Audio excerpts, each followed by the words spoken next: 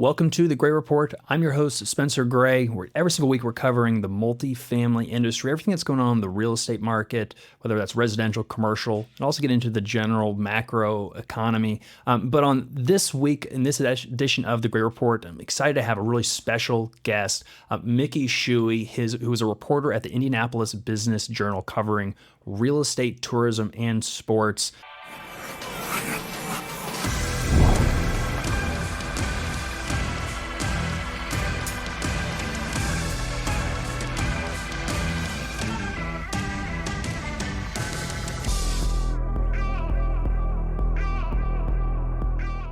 Mickey, really appreciate you taking the time, coming on the Gray Report. It's been like a crazy week, or week and a half. I mean, we had, the Indy 500, this last Memorial Day weekend. Before then, we've had all kinds of real estate drama, city drama. And I've been following you, for the last couple of years because, between your reporting and in general, the Indianapolis Business Journal, the IBJ, you guys do a great job of covering just what's going on, here locally in Indianapolis, but then specifically kind of obviously the business community, real estate. So, appreciate, what you've done, but, welcome to the Gray Report. And how's your week been going? Well, thanks for having me. It's been a little bit crazy this week, but shortened Memorial Day week is always a little nice to get a reprieve from all the news. Yeah. Not to say that there hasn't been a lot of it anyway, but just appreciate being here and being able to dive into these big topics. Yeah. No, there's so much going on that you've been covering that are, going to be big changes to the city of Indianapolis. And we listeners and viewers of the Gray Report, we talk about Indy all the time. Obviously, we're biased because it's my hometown. It's where we do a lot of business. And but there's a lot of changes. I mean, I've seen the city change over the last several decades, but what's going on, right now, could be some big changes to downtown and just outside in some of the donut counties. The big one that I know that's all happening right now is that there's this drama going on downtown with the potentially getting a MLS team in Indianapolis. And the reason why that's dramatic, and then I just get your take because you're writing articles and you were just on a podcast recently getting into the details. There was already going to be a new soccer stadium downtown Indianapolis. The Indy 11 Park, Indy 11 is the current soccer team, not a full professional. Well, they're professional, but they're not in the MLS. Right. And I know you've traveled to some nearby stadiums, watched some of these nearby teams and how they've built these stadiums.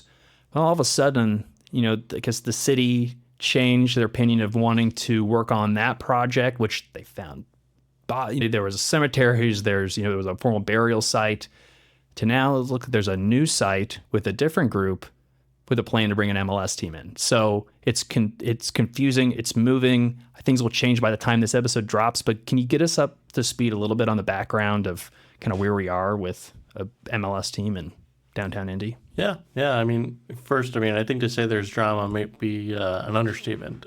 There's so much happening right now, so many moving parts to this. And I think the best way to start is to understand where we were before this announcement came out.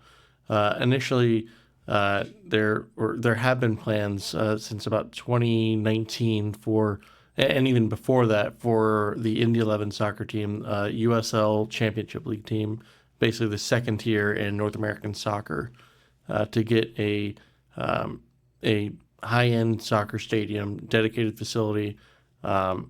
Initially, there were no sites at least that had been announced yet. And then 2022, we reported IBJ that they had selected the Diamond Chain Manufacturing Co. site because the company was basically shutting down its operations and kind of moving that to other locations. So that site was purchased in late 2021, but we reported in 22 that this was happening. And they kind of had this big grand plan. Initially, it grew from $500 million in 2019 to $1 billion in 22 to what most recently has been tabbed as a $1.5 billion project all in. And this was going to be at least proposed, and they're already, they'd started work on, or at least trying to start some work of, mixed use development, a whole entertainment district anchored by the stadium with, office, residential, and really extending that kind of that southwest portion of downtown, because where that diamond chain manufacturing facility was. I mean, it's kind of right sort of in the center of downtown, close to Lucas Oil and Victory Field. And it's kind of like, what is this big factory doing, near downtown? So the site made sense, but, there's some challenges, I think, even with that site in itself. Right. So they have started moving dirt there, not so much for construction, but more for the excavation and site prep side of things. They don't have any sort of construction permits from the city. I actually just double checked that yesterday after the city said so in a recent public meeting. No permits for that yet. But yeah, I mean, they've wanted to do this grandiose project that included a couple hotels, more than 600 luxury apartments, I think more than 200,000 square feet of office space, a 4,000 person indoor music venue. So it has a lot going on. Yeah. Plus public parking amenities as well that would ostensibly be available for use both for Indy 11 and the site itself, but also for Indianapolis Colts games and potentially at Victory Field as well. Okay, that makes sense. And so then this is a public-private partnership essentially, or that was the original idea between Keystone Construction Group and the city of Indianapolis. Right. So in 2019, the late Senator Jack Sandlin introduced legislation that would basically create a mechanism to fund a large portion of a publicly built soccer stadium. Okay. And basically, it was laid out as an 80-20 split. Mm-hmm. Eventually, that legislation got folded into the same one that kept the Pacers here, basically enabled development of the new convention center expansion, all that. So they were all kind of folded into one.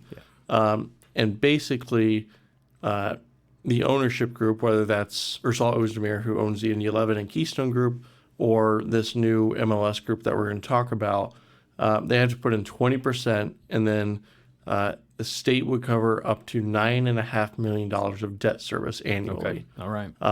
But city taxes could go beyond that and basically make it a simpler 80-20. Got it. So 80-20 split, the developer needs to bring 20% of the total capitalization costs, of the project.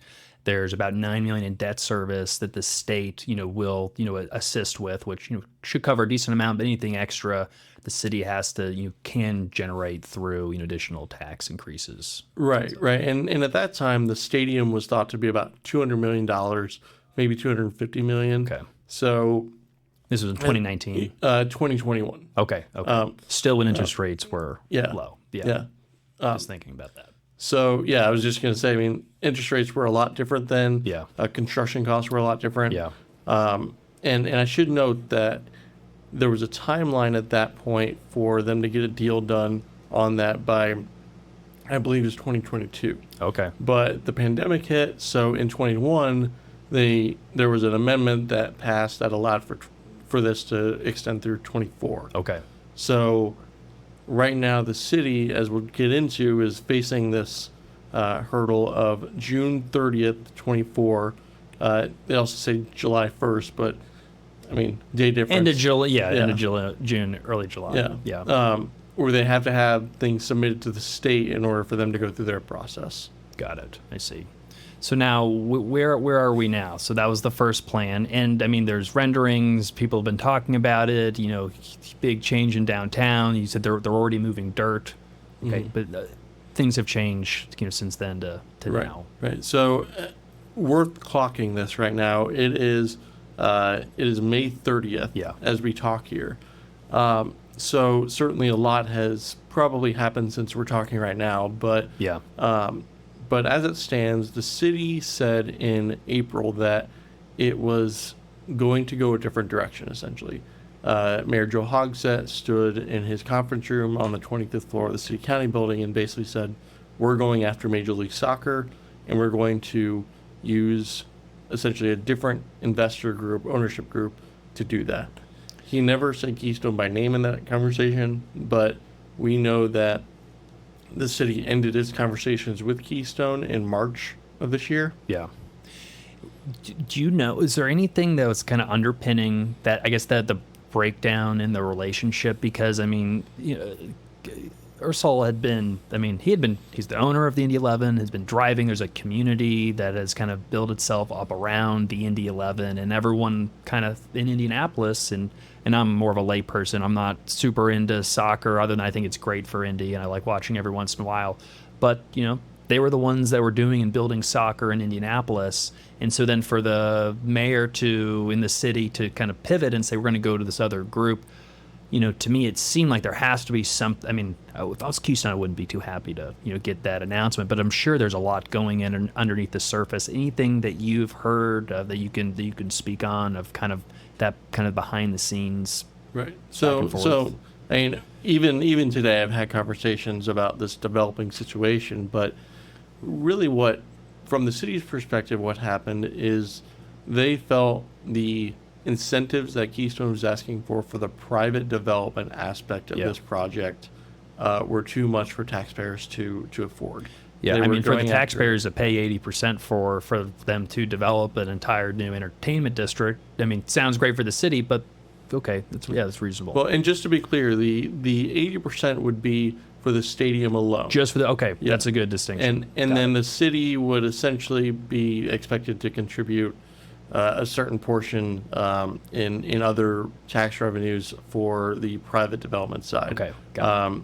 I mean, as you know, like TIF is a very heavily used mechanism here, tax increment financing. Yeah. And basically they were, the Keystone Group was trying to get the city to contribute more than $200 million in TIF toward 3 or 4 garages, public garages, that the city would essentially build and Keystone would own.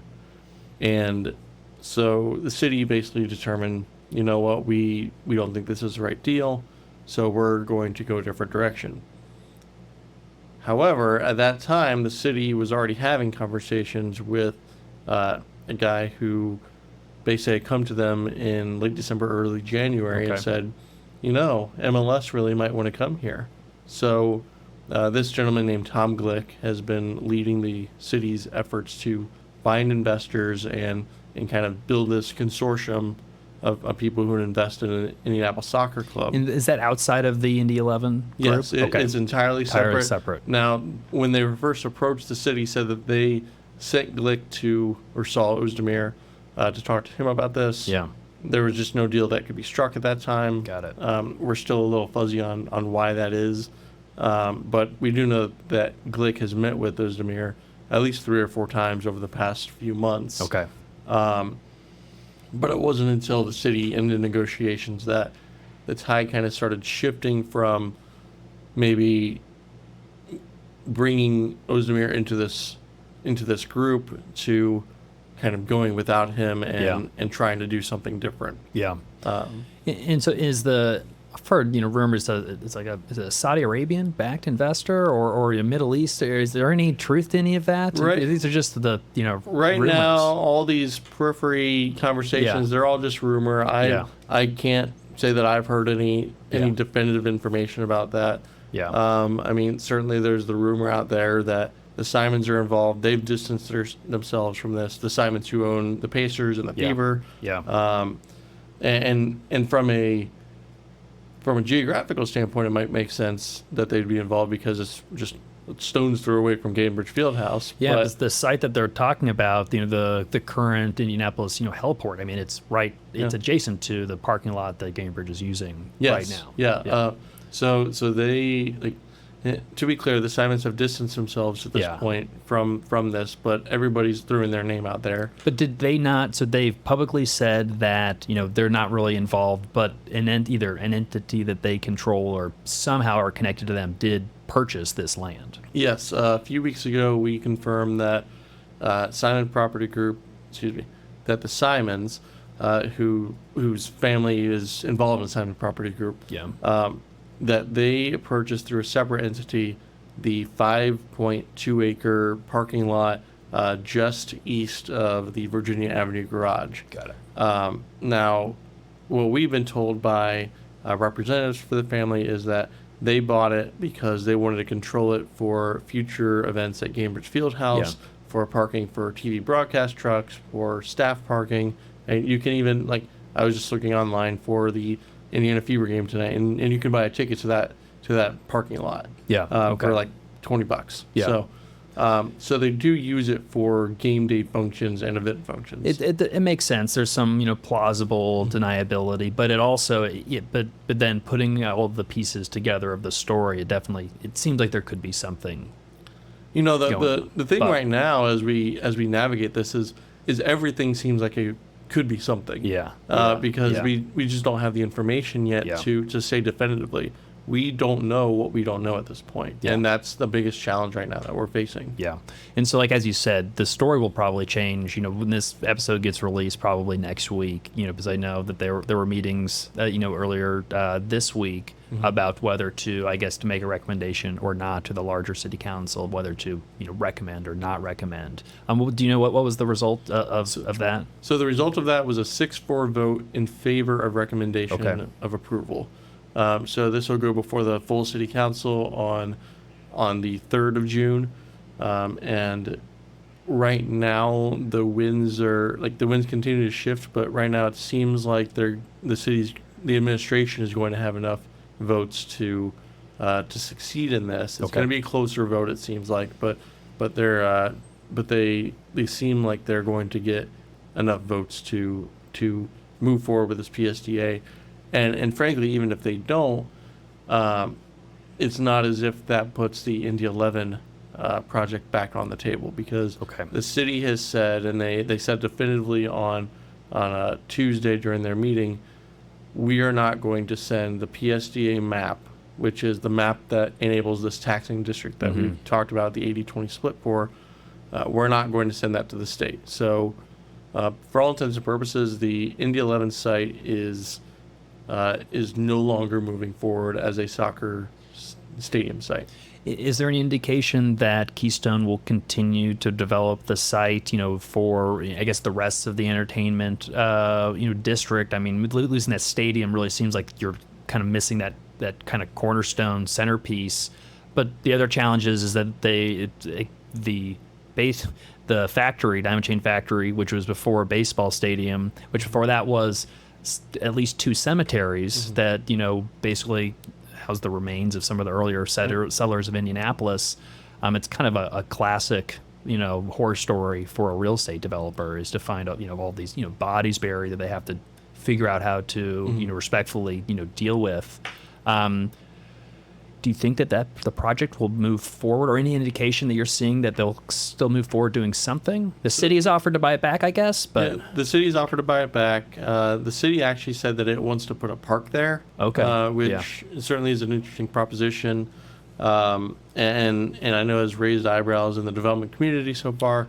I was going to ask you what your opinion of that is. I know you can't give your opinion, but you can blink twice. But I don't know. For me, when I heard that, it's like, park. You want to respect certainly the individuals that were buried there. I had to think, though. I bet we've built over a lot of cemeteries as we've developed Indianapolis. And thinking of most major cities, I can't imagine that New York City, for example, there are quite a few developments that are built on top of cemeteries. Certainly, you can go through the process, but to say we're going to take a prime piece of downtown that could be developed and turned into a park, which I love parks. We've got a lot of green space downtown, fortunately. I don't know. As someone in the real estate community, I was a little disappointed to go from this mega entertainment district to like a memorial and park. But that'll be interesting to see, I guess. Well, I mean, and I know you hear this all the time, probably your listeners hear this all the time, but the highest and best use. What is the highest and best use of the site? And that's something that's been kind of a recurring theme as I've talked to developers this week. Many of them don't think that this is necessarily the highest and best use, and they think that a park would not be the highest and best use, I should say. But at the same time, they also understand the optics and the realities of building over such a historic piece of Indianapolis land. Yeah. So I think it's going to be a kind of a tough needle to thread. But I've heard from a couple who have said, well, why not have Keystone build the apartments, the office space, all of that, but then leave the area that is most associated with the cemetery is kind of the area furthest west along that bank of the White River, and have that be a public amenity of some kind. Make that an extension of the White River State Park or something like that. Yeah. So certainly there's going to be a lot of options on the table. And the city has been very specific in that if it were to acquire any part of this land, which it would do so at what's considered fair market value, the average of 2 appraisals, that it wants to be thoughtful in how it goes about this process. And for first part, Keystone has said we have been thoughtful. We think that we have a good plan. They're still continuing to work with the state division of archaeology, essentially. That's right. Yeah.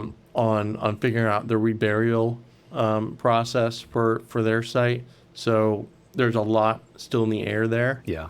Yeah. But I think there's certainly a middle ground to be had in a situation like this. Yeah. What that is, we'll see. And it just, they seem like the wheels were moving on the Indy 11 site. There was a lot of momentum in it. Someone's basically had to pull the brake cord on it, and they're going to have to completely rethink about what they're going to do, and if they can't, what they can do.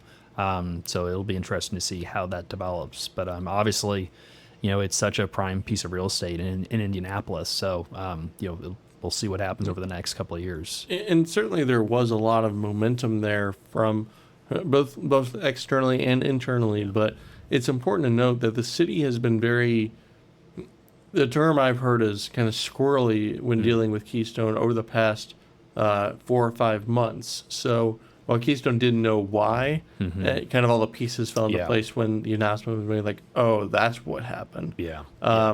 But I think because you and I are in a position where I'm writing this news and you're reading this news, that like it kind of came out of left field. Yeah. Makes sense. But certainly the city, it is said that it's done its due diligence. I mean, like the mayor went to visit Don Garber, the commissioner of Major League Soccer, and basically got the not exactly a verified, like, yes, we're going to do this, but at least gave him enough confidence. Somebody who I think we should note is a very fiscally conservative Democratic mayor, historically. They said to him, there's a really good chance that this happens for Indy if you can have all these pieces put together. That's fascinating because, a couple of years ago, it seemed like, there was aspirations for an MLS team, but it seemed like we were a couple kind of pegs kind of below of actually being able to get that bid for a new team. And so, I mean, that is a big change in the process. Yeah, I mean, 2017, there were 10 different teams that put their hat in the ring for that, and Indy was one of them. FC Cincinnati ended up being one of the teams that got it, and I believe Nashville was the other from that round. But it was really the last time Indianapolis made a push. Now, we do know that Indy 11 has been wanting to get to MLS, and they were trying to kind of have conversations with the league as well. But we also continue to see Indy 11 kind of bolster its ownership group. They just added Chuck Sirac, who previously owned the majority stake in Sweetwater Sound, the largest Fort Wayne. The largest music instrument distributor seller in the country. So all these came from Sweetwater. So I think where we are right now is in a very interesting place where it's almost like you don't want to blink first if you're the city or Keystone. Yeah. It's fascinating. It's fascinating how it's gonna unfold over the next couple months. So another so before we move on, you went to Cincinnati, you've been to St. Louis to check out some of these other stadiums that they've built. Well, what is Norwell recently built? And I know, listening to the last podcast, a couple different types of architectural design kind of on either site. What was, in Cincinnati and St. Louis, I guess, has been the effect of those new stadiums, and now they have their own MLS teams? I guess Cincinnati's is relatively newer compared to St. Louis, but Well, actually, they opened right around the same okay, time. did they? I think 1 or 2 years apart. St. Louis is actually newer. Okay. But both were quite impressive. I mean, I've been to FC Cincinnati Stadium before. I've Okay. attended games there, but certainly different design philosophies for each of them. I mean, St. Louis has kind of like this split roofing situation, open air corners Yeah. where you can see the downtown skyline from within, like from one side of the bowl to the other. And then Cincinnati, it's kind of got this spaceship design, is how it's been described, where it's got this 360-degree canopy Yeah, all that's right. around for the roof of it. Because, I mean, MLS stadiums, while they're generally open air for the field, they cover the fans in case of rain. Yeah, and then I guess I learned this listening to the podcast you were on, but the turf is actually real grass also, so they have Yes. to want it to be open for sun, rain, natural elements. And Yeah, I it's mean, really cool. you may have seen all the talk about the NFL and the turf situation that it's had. There's a big push from the NFL Players Association to get all stadiums to natural grass because Yeah. they feel it's safer. Yeah. I know that the jury is still kind of out on some studies related to that, but MLS has really leaned into to natural grass. In fact, the Lucas Oil Stadium was not. It was taken out of the running for the FIFA 2026 World Cup games because it had artificial turf and they couldn't find a way to make Wow. it natural grass. It's interesting to know that. So, and that was a while ago, but the point stands that soccer in Europe, football, Yeah. like they like their natural grass because it's typically softer on the legs Yeah. of players and there's more give to it. Yeah. So I think Well, if anyone who's like fallen on one of those an artificial turf, Yeah. grass, I mean, it can kind of hurt if you're sliding on some of that the artificial turf. Yeah, So I not an NFL player, but I get it. It makes a lot of sense. So some other projects I think are interesting. And this is more connected to the city and another developer, but it's also on the topic of this idea of converting office buildings because Indianapolis hasn't been hit as hard as some other markets, but as you know, I mean, the office sector and commercial real estate has been struggling because after the pandemic, I mean, no one has really known how the return to work, was going to play out. Were we all going to keep, working out of our home offices, or we're going to actually come back into the office? What do the footprints need to be? And every business has rethought about, okay, how much space do we actually need? And so we've seen examples of properties, office properties selling for, pennies on the dollar, for fractions of what they had sold just a couple of years ago. There's a building in downtown Indianapolis called the Gold Building that was purchased. I want to say it was before the pandemic, 2017 to 2019, something in that range.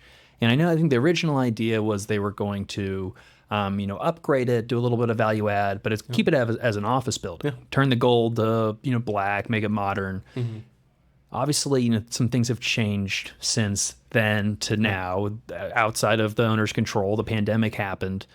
Now there's talk of converting it to apartments with the city assisting in that process and possibly providing some funding. What's the story there? What can you tell us on that project? So, CityMark and Gershman Partners have partnered on this building as part of a larger, essentially redevelopment of the City Market block. Yeah. Basically everything in that block except for the West Plaza, which still remains something of a question mark. Yeah. But they plan on first kind of revamping the City Market property. Right now, like I think they just had like a surplus sale for a lot of the stuff that was inside City Market just this week. But they basically are gutting that building and kind of almost starting over on the inside. And then they're also building on the Eastern Plaza a new apartment tower, mainly high-end luxury units. And then right behind that is the Ohio Street garage and an office building. Those are kind of getting some upgrades. And then you've got the Gold Building, which is going to be converted from office into several hundred apartments. The city has not said how much it's going to put in, but it's planning on allocating some tax increment financing for this project, some additional tax increment financing for this project, because they approved, I believe it was like $12 to $15 million back in 2023 for the first phase of development on this site. I feel like I heard a $200 million number that was going to be directed at that site as well. Am I off on that? Or? I think that's about right in terms of the total investment for. Okay, but that's for the whole site, including the city market and everything else, not just the Gold Building conversion. It sounds like. Right. I mean, I don't have the notes in front of me, yeah. but that sounds familiar to me. That's about what they were looking at spending. Have you seen? I guess, have you heard of any other office to apartment conversions? I mean, the one that I'm aware of, in downtown Indy was the also Keystone development at I think 1002 or 1102, the former AT&T building that's on Meridian Street. Yep. They did that a couple of years ago, seemingly very successful. But I've heard a lot of ideas and concepts about office to apartment conversions, but the challenge when we've taken a look at it is that just office buildings were built so differently than you'd build in an apartment building. One from in an office, you don't need to have windows everywhere. You can have your bullpen, and who cares about the sales guys or the accounting team that doesn't have a window. But then also, if you think about like bathrooms and the plumbing and whether if you have gas or not, but you've got a bunch of bathrooms in a house and kitchens versus an office, you might have a little break room per floor, and so you just don't have you don't have the mechanicals to support it, and so it's just a physically very challenging process. And then you'd have the amount of money you'd have to put in that development. It's almost like, is it better just to knock it down? Right. You have to buy it for so cheap, and so I guess the question we've been asking ourselves is, when we saw that $200 million number, I also know that there's like the Market 360 tower downtown right now. It's on the market, and they're trying to get $115 million for it, and I don't know if there's a bid at $100 million, and it's like 300 and some units, similar unit count. Yeah. So I'm doing the math, and I'm like, okay, brand new, one of the nicest, highest end apartments in Indy, can't sell for $100 million, but then they're going to convert this office building and put in a similar amount of units, but for like twice the money. Right. And I'm trying to do the math, and it doesn't make any sense. But it makes more sense in context of the city market in that whole kind of corridor, because that is a pretty important area of downtown and right next to the city county building, and et cetera. Yeah. So I mean, when you look at the 220 North Meridian Tower that's right. that Keystone did, I mean, that was a monumental task that they took on. I mean, I walked through as they were working on it. I saw how they were reconfiguring the plumbing and their HVAC system, all of that to kind of retrofit that building. And it only worked because the floor plate lent itself to being able to do that conversion. Yeah.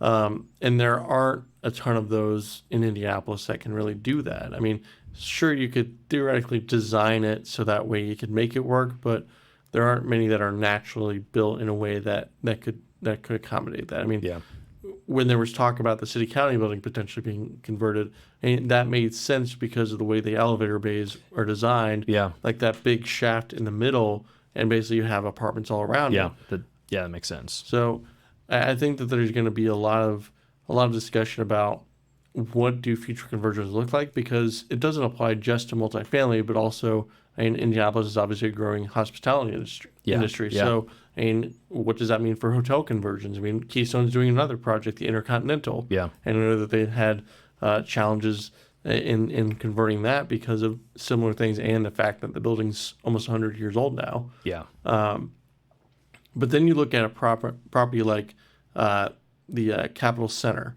which we know was distressed late last year, and they kind of got everything figured out in terms of a sale of that property to Kenmar. That's right. Buying that. There's been a lot of talk about converting one of those towers I believe it would be the South Tower to either apartments or a hotel or maybe a mix Okay. of the two. Nothing's confirmed on that yet, but I mean, I think that looking at these sites thoughtfully and as a whole is going to be critical to the way developers evaluate their prospects downtown.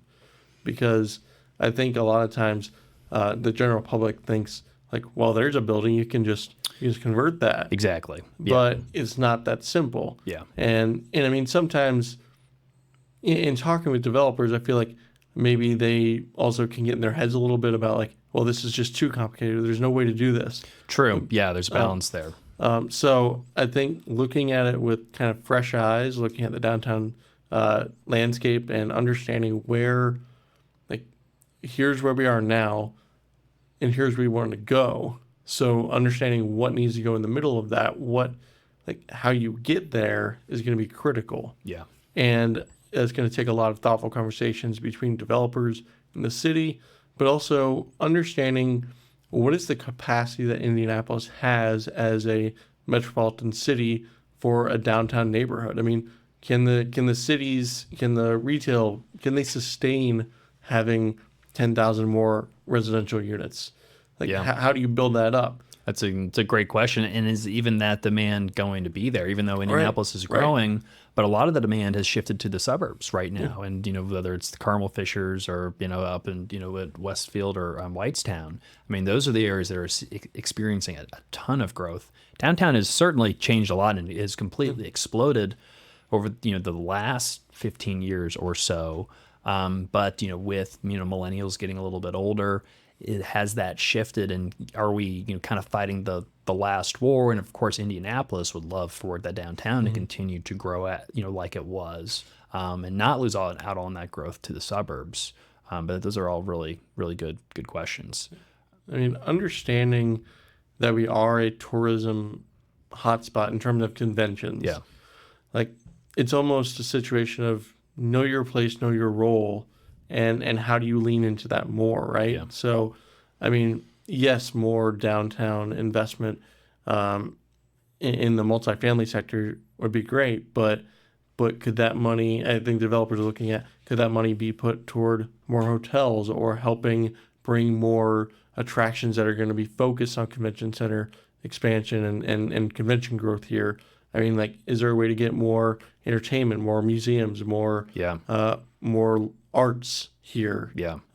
So I think understanding how all that plays together. I mean, you look at the 21C project that TWG is taking on. I mean, like obviously 21C tried this about a decade ago. Yeah, I'd say second time around. Yeah. So I mean, certainly a lot of skepticism I'm sensing in the community about that project just because of that history, and I know a lot has changed with 21C's ownership and management over the years, but bringing more of those immersive, unique experiences, I think, is the way that developers are looking to make their mark on the city landscape and skyline, but B, find ways that it's going to be sustainable growth for the downtown area. Yeah.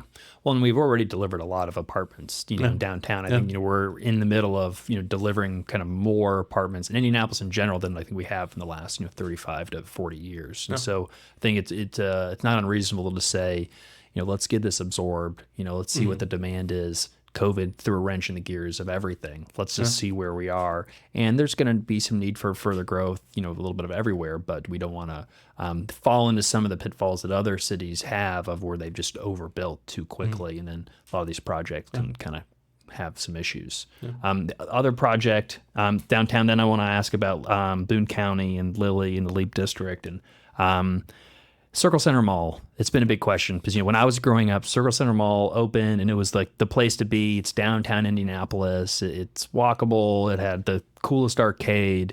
But since then, it's just gone downhill. And now it's just been a sad state of affairs, unfortunately. I mean, it's a Simon property, in downtown Indianapolis, or was. And, the headquarters of Simon Property Group, the focus had obviously gone to Keystone at the Crossing. Yeah. But, Hendricks Commercial acquired the property, I think, recently, several weeks or a month ago. Hendrix has a great reputation in Indianapolis. They developed ironworks on the north east side of Indy. That's been a successful mixed-use development, as well as redeveloping the Bottle Works district, which we're not too far away from here. That they're still working on their phase 2, and so far it seems like an incredible project. They have a reputation of doing some high-quality work, investing their own money in long-term ownership. I think everyone wishes they could just throw their own money into a big real estate deal and just do it the right way. Because usually it's not because you don't want to do it the right way. It's just because you've got a budget. And you pulling want forces and and somebody wants a return, and so you got to watch the budget. So it's really exciting news that they were going to kind of take on the Circle Center project. But it looks like they're going to completely, redo it. Any insights on I guess the timeline in, what you've heard about the project and why we should be excited?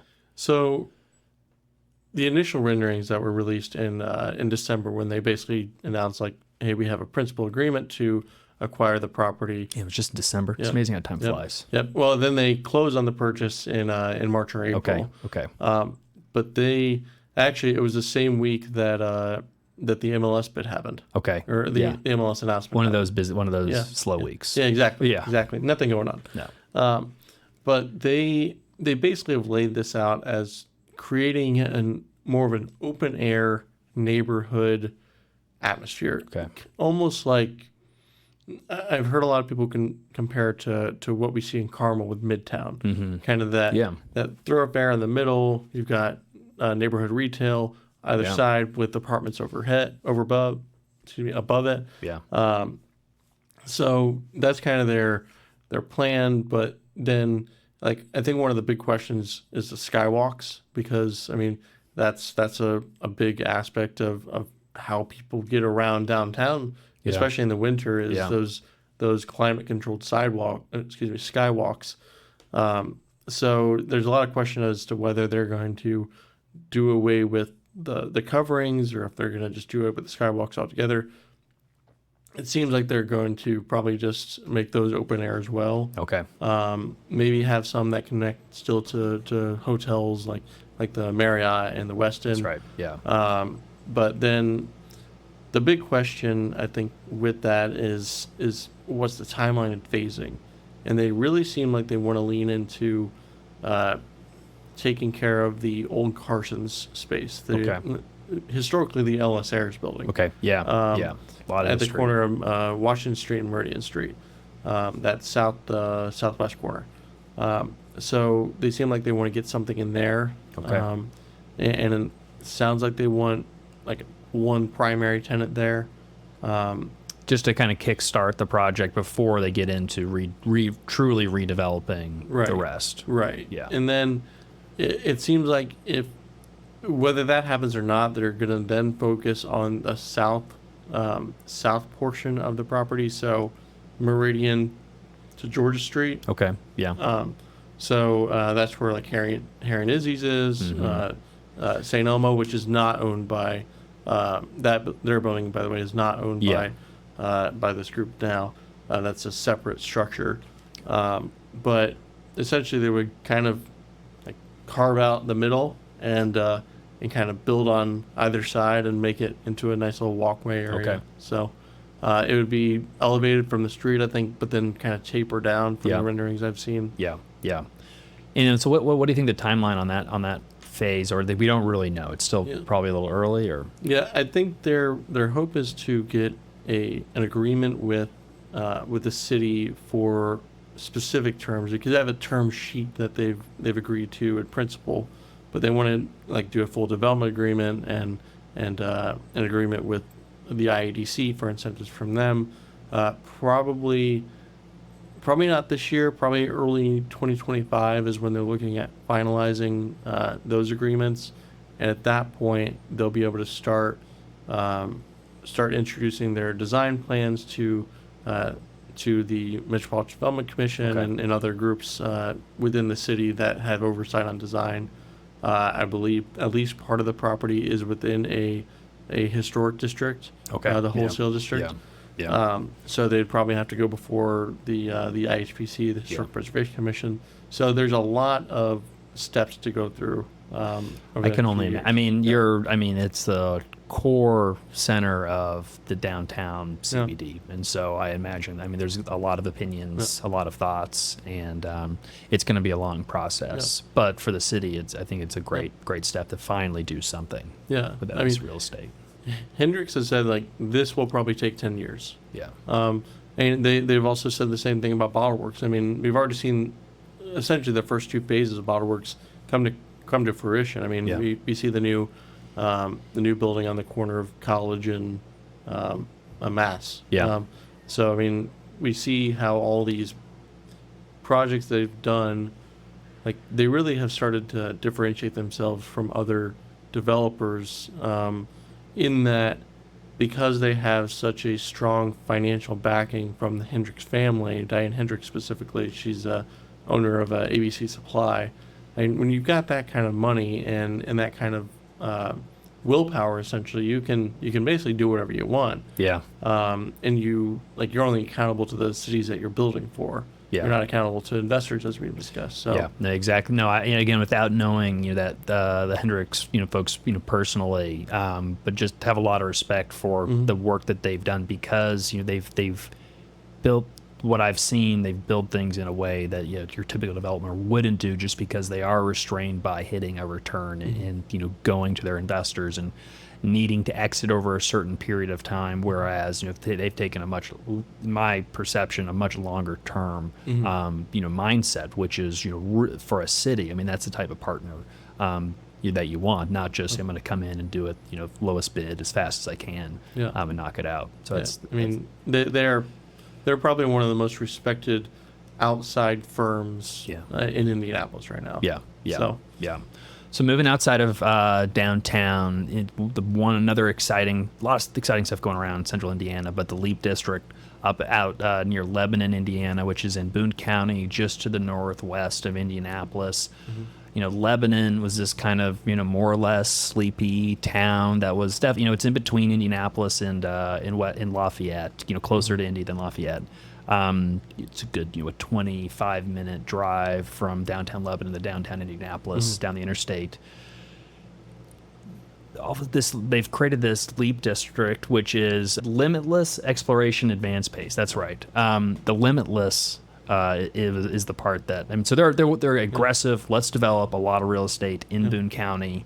The site is basically kind of seeded was an announcement from Eli Lilly, but then they made another announcement just this last week that they went from what their original investment was around $3 billion. Originally, their investment was around like 2.5, okay, I think, 2.5. and then they bumped it up to 3.7, and now they're investing another $5.3 billion on top. So it's around $8 billion, like 9 billion. $9 billion.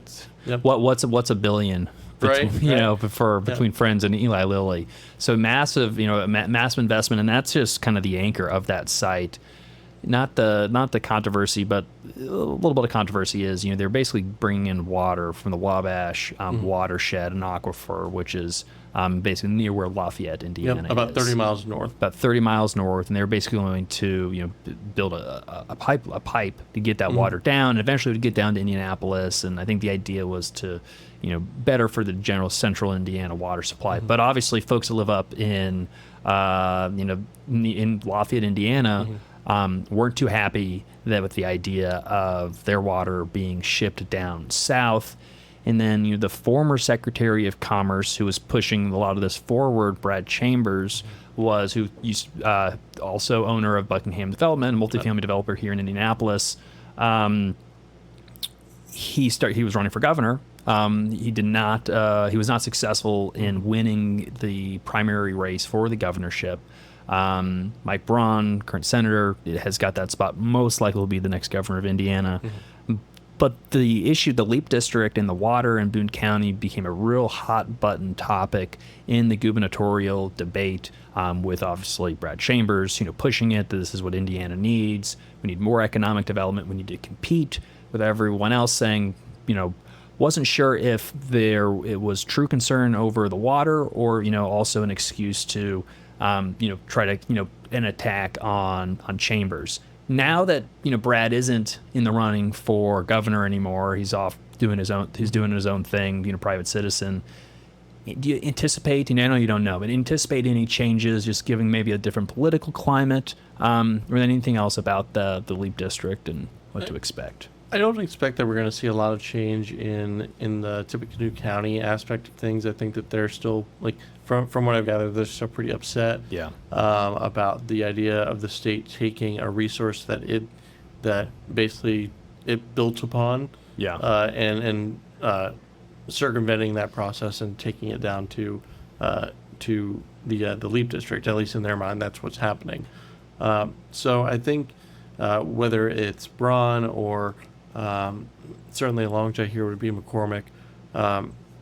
Both seem like they want to figure this out. They both seem like they want to understand the state's natural resources better. Yeah. And I mean, basically every gubernatorial candidate on the Republican side said that there needs to be a water study done, like a all-inclusive every county water study, because there has been one that's been underway. That was initially for Leap, but then it got broadened to several other counties. Yeah. I honestly don't know where that stands at this moment in terms of the process that's going under. But certainly the state will be taking a tack, it seems, of could we be doing a better job of building near the resources that we have. Yeah. I mean, the Leap District is kind of anomalous in the moment, because, I mean, that's already, like, they've already got land. They're already moving. in. I mean, their structures up in Boone County right now. Yep, I was up there a few weeks ago. And they've already got a bunch of the Lily project up and going. I mean, they're not going to start operations for a little while, but they're starting. And then just last week was the announcement of the larger investment. Yep. And that's to expand access to two different drugs, I believe. One is a weight loss drug. The other one is for diabetes, I believe. I know Moderna, the one, and then I forget the other one. Yep. But so what's fascinating to follow as a reporter is kind of what comes next from this, because Lilly has said it's investing this godly amount of money in this site, but will other companies follow? Yeah. Now, the perspective of the state, from talking with Secretary of Commerce Dave Rosenberg last week, actually, I spoke to him after the Global Economic Summit kind of wound down, and they're very bullish on the site. They say that they've got a lot of different companies looking here, and that they're basically ahead of schedule on where they thought they would be. Seems like he and others have teased announcements possibly over the next year. There was a tease on a semiconductor foundry at one point of an insane number also. A $50 billion semiconductor. Yeah. And from what I understand, that's still in the running, but I think they are going to need to figure out the water issue and come to terms with Tippecanoe County or some other provider. I'm not a water expert, but I do know we have quite a bit of groundwater in central Indiana compared to the rest of the country. You don't want to just abuse that and, not quantify it. And then you've kind of, lost your opportunity. Like, I remember reading about, Gas County in Muncie, when they discovered natural gas, they basically all let it all just escape, and we're never able to capitalize on that resource. So want to manage it well. Well, I mean, you also have to keep in mind that, like, if you tap into too much groundwater, it's going to disturb the soil and the bedrock of the area. I mean, that's why fracking has kind of been a big thing. Because, like, if you go underground and get something from what's underneath your feet, it could cause issues with the stability of the ground that you're standing upon. And I'm certainly oversimplifying, avoiding a lot of points with fracking here, but that's the gist of it. And the same can happen with groundwater if you abuse it. Same can happen with any natural resource if you abuse it or try and overexert it. So that's why the state wanted to go to the river and basically siphon off some of that water from Tippecanoe County and bring it down here. Yeah, makes sense. Well, I know we're right up against kind of a hard stop. Just real quick, how was the Global Economic Summit that was hosted in Indianapolis? Success? Any highlights? So they had about 800 participants from, I believe, more than 35 countries. I was able to make it to a couple panel discussions, and it seemed like they went well. And I talked to a few people who were in town for the event. Some people from South Korea. I talked to a gentleman from Japan. They seemed to enjoy their experience in Indianapolis. For all the people I talked to, it was their first time here. Wonderful. So I think there was a lot of excitement around this. I know some people who attended were also invited to attend the race. Makes sense. Good time to do it. Yep. Yeah. So I haven't heard how that went, especially with the 4-hour delay. Yeah. Well, at least for those that weren't at the race, we got to watch it on TV this there you year. go. That was the plus. And I think that could probably spur some conversations about the blackout. I mean, Yes. again, an anomaly, but I think there's going to be a lot of questions from fans, especially like, are we ever going to get this blackout lifted? Yeah. Because I've heard from a lot of people who've told me, like, I'd be more inclined to go if I could see it every year and see what I'm missing. Yeah, and actually get into the sport because, most people aren't just watching the IndyCar race wherever else it is. It's the Indy 500 that they're looking forward to. It's an entry point. Exactly. And so if I can't, I grew up listening to it on the radio, hanging out by the pool. I mean, I went probably, every couple of years as a kid, but it was usually, listening to it on the radio. And I would have a different experience if I was actually watching it on TV and I could see the drivers and see the cars and watch the crashes and everything we watch a race for. So it could be a good conversation. I hope it gets lifted. And I think that I don't think that it's going to deter attendance because I think it's different. So, Mickey, I know we're taking up a lot of your time. You'll have to come back. I'd love to have you back on because we could talk about Indianapolis real estate for another couple of hours. But again, who wants to listen to all that at one slug? So, well, thank you for having me. I really appreciate it. Absolutely. All right. Thanks a lot. Thanks.